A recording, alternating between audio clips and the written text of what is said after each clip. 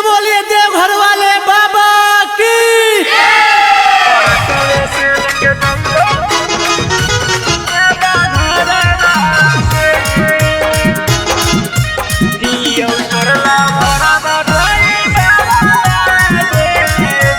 Mix by Shailendra बाबू।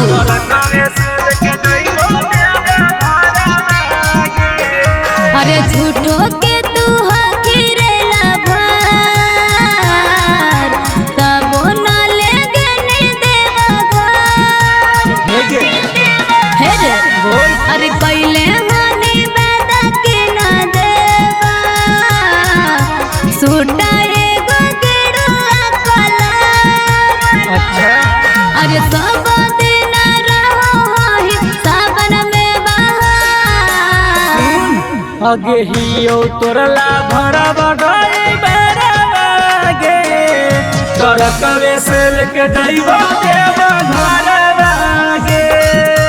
हियो तोरला भरा बढ़ाई बेरागे तोर कवे से लेके जाइबो देवा घर लागे।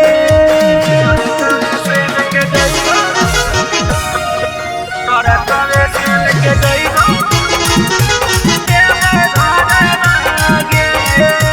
माँ प्रतिमा रिकॉर्डिंग स्टूडियो शेखपुरा।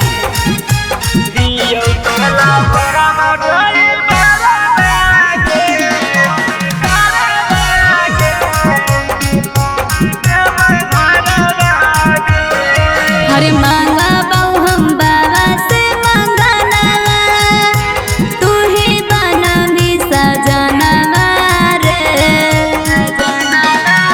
अरे पूरा कर देती न हमार सोचल सपना रे। अरे दोनों मिलके करबै पगला बाबा के गोहार। आगे हियो तोरला भरा बढ़ाई बेरागे तोर कवे से लेके जाइबो देवा घर लागे। हियो तोरला भरा बढ़ाई बेरागे तोर कवे से लेके जाइबो देवा घर लागे।